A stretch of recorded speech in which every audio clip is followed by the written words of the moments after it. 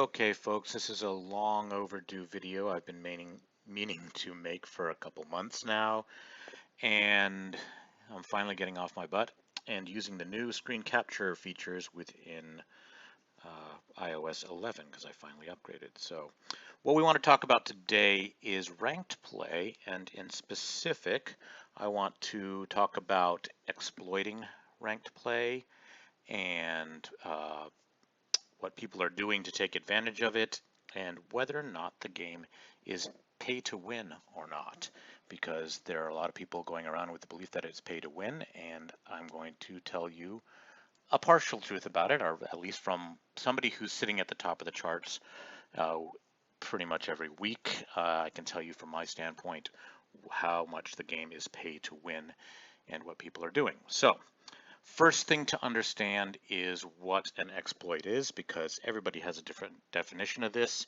And when I talk about exploit, I mean taking advantage of the game, every aspect of the game, whether it is known to everybody or not, and whether it is meant to behave that way or if it's behaving that way because of a bug. So sometimes people will exploit a bug.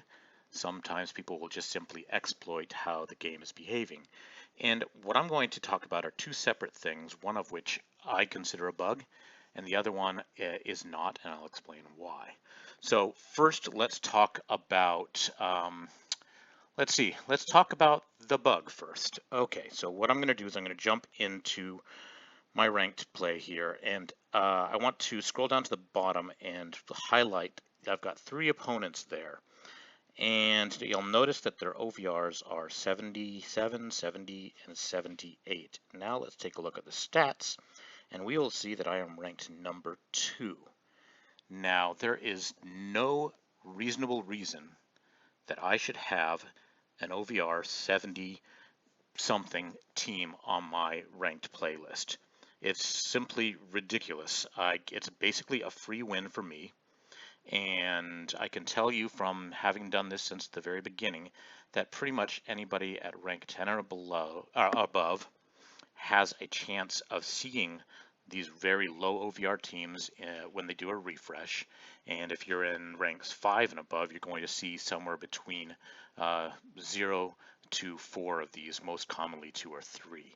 So basically every refresh I'm getting 2 to 3 freebie wins. There's some people out there, you'll hear snide comments on Facebook about cupcakes. They're referring to this. These are cupcake wins. It doesn't do me any good. It inflates my stats. I can't tell if my players are actually performing very well. I go to my batters here, and I can see that my guys are all hitting at 350. I mean, everybody's pretty much, most people are above 300 at least. And that's because I have a fair number of these games under my belt. And so it inflates my stats, makes it difficult for me to actually see the true performance of my team, and it's not fair to the rest of the people who are below me in ranks trying to clamber their way up when I'm getting free ranked points. And it's even worse than that. There are actually people that are way down in ranks who are getting me on their list. They have no chance of beating me. The worst I've ever seen, I think since ranked play has come out, I've seen one person at OVR under 80 who has beat me through manual play. So it can be done. It's hard, but it's simply not fair to anybody. I've seen many, many people try, and most commonly they'll just give up. And in fact, let's take a look at my match record here. We'll look at home games, and you'll see a 16-0 win there, a 15-0 win there, 14-0. These are all the people who have decided they wanted to try, see what my team was like, and pretty much failed. So to show you that I am not intending, well, I use it because it's there, but I honestly think this is a problem, because if we look at inquiries, go to one-on-one inquiries, I actually reported this back pretty close to when I found it. And let's look at, I think it's under here, in my messages, received, done. Okay, come on, please tell me you didn't remove this.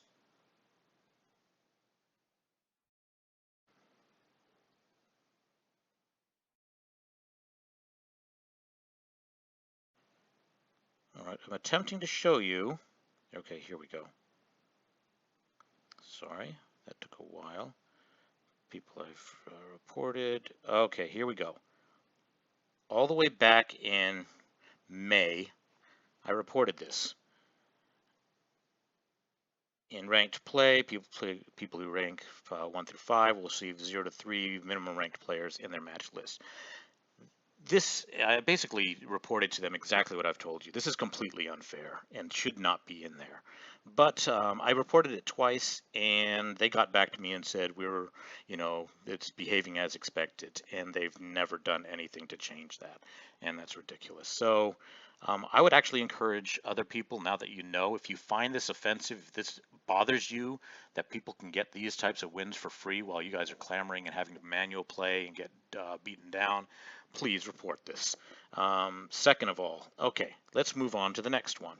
The next is an exploit of existing behavior of the game that is actually pretty much unavoidable, and although it's not all that favorable for as far as equal play goes, it's pretty much unavoidable. Okay, that is in ranked play. Unfortunately, I can't show you this because we're at the end of a season and I can't actually do one of these things, but in ranked play, in the first 12 hours of ranked play, the game doesn't know who to pair you with because nobody has established their win-loss records, or more specifically, the results from all the win-losses haven't been tabulated so that the server knows who to pair you with. It takes 12 hours for it to accumulate the first results and actually churn through these.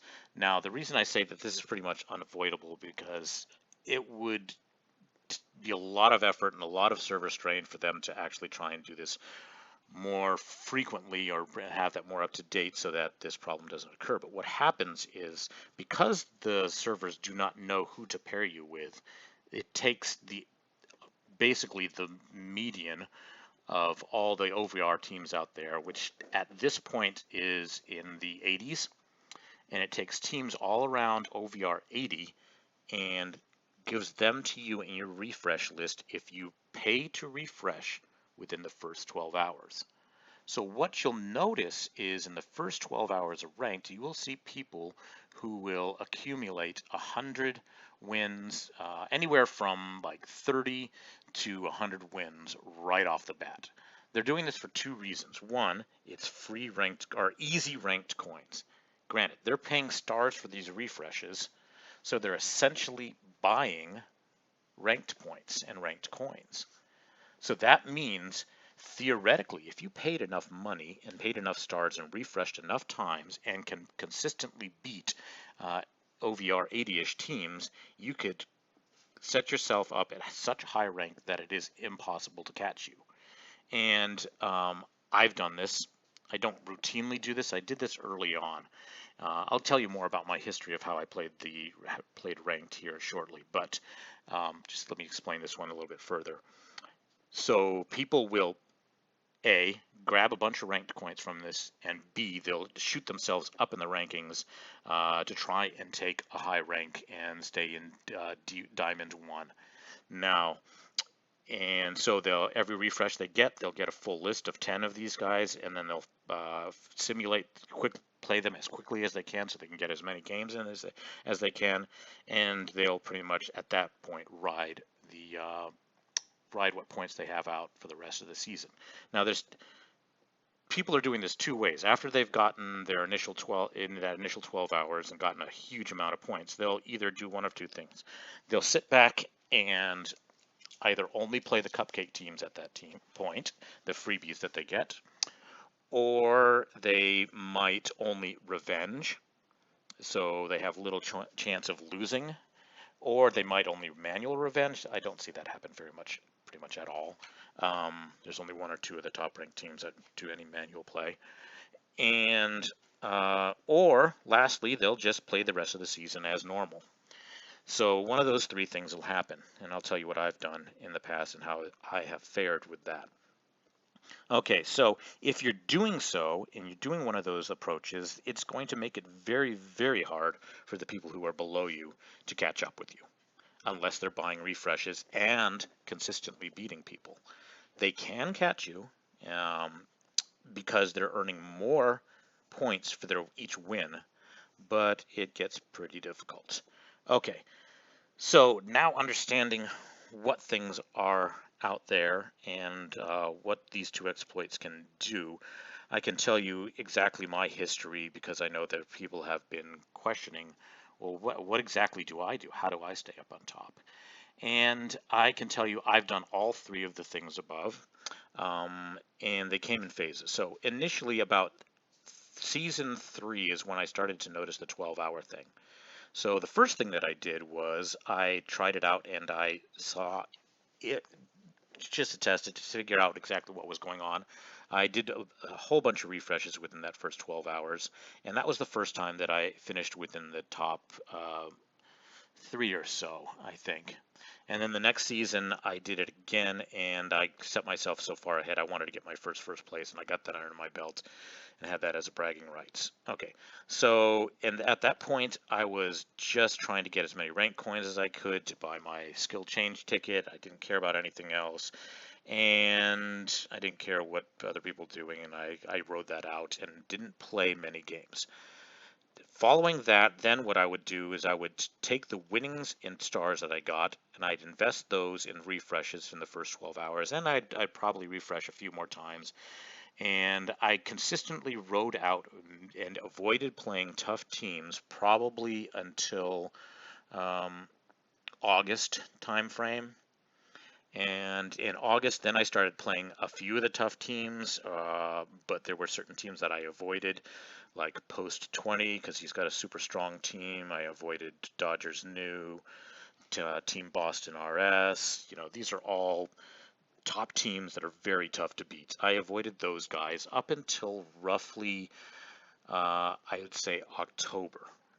And in October, then I got to the point where I started playing everybody.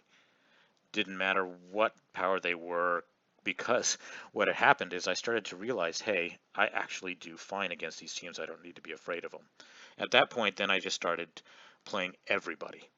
But I was still buying a lot of refreshes in the beginning because I wanted to finish Diamond 1 so I could get my team selects because I am still building a Boston team.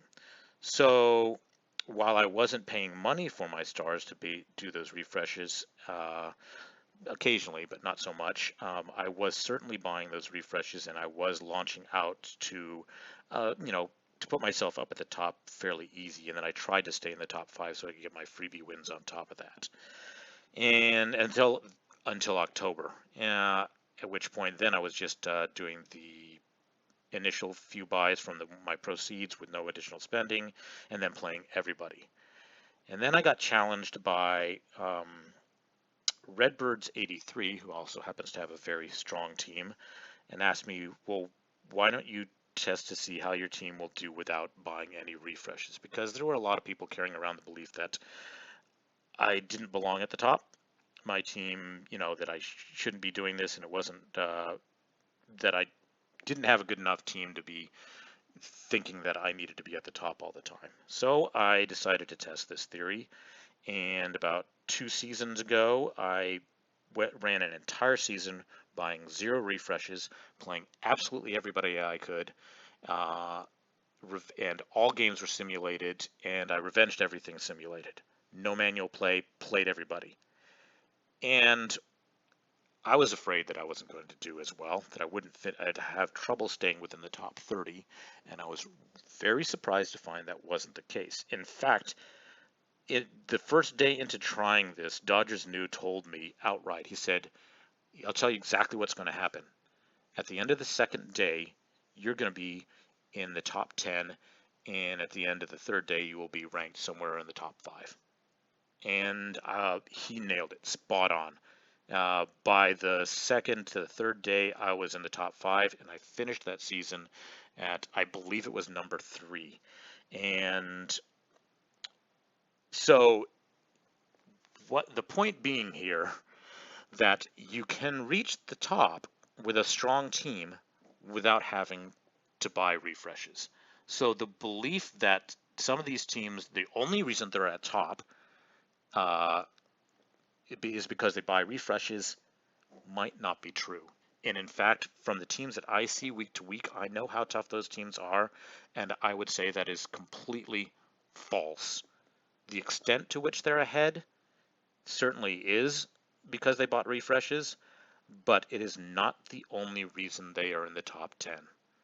These are strong teams, and they're pretty much going to bubble up regardless of whether or not they buy the refreshes, and that really surprised me. Now, the final thing I want to leave with you is what impact did that have on my stats? So I showed you already that my batters are sitting there anywhere from right on the verge of 300 up to 351. My pitchers are all under 2.0 ERA, and my relievers have some work to do because I've got a few guys in there that are just garbage. But let's go ahead and pull up my photos and take a look. I'm going to have to go back a bit here to find previous seasons, that season stats. Howdy, howdy, hum.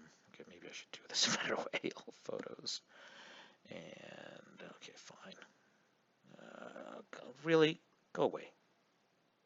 Okay, fine. We're looking for stats from a few weeks ago. That would be the prior season, so it's going to be before that. And where is it? It's going to be two of them. Sorry for... Okay, here we go. Is this it? This doesn't look right. No, that's way too high. This is what you get for ad-libbing a video recording. You don't have your photos readily available. Okay, come on. Don't hide from me. Maybe this is it. Yeah, there we go. So notice instead now I have 268 through a high of 333, but only a few of my players are actually over 300. So I've roughly guesstimated it. I saw a boost of roughly 40 on my batting average, and my pitchers are a little bit higher in ERA. You can't really tell. My relievers took a beating. That's partially because they also sucked back then too. So it did have an impact on my stats, more so on my batting than my pitching. And yeah, so that's that. So let's see, is there anything else I want to cover? No, I guess that's about it. So you've learned about the two exploits that are out there. You've learned about what people are doing, how you can take advantage of it, what you'll actually see from it, and whether or not it's worth your while. And then 3, you can get an honest view of actually what you're going to see out of doing that. And so hopefully you found this interesting. I know that's a long ramble of 20 minutes, but that's pretty much what I wanted to cover. So thanks for watching, and sorry it's taken so long. Hopefully I won't be as lazy in getting my next video out there. So thanks and goodbye.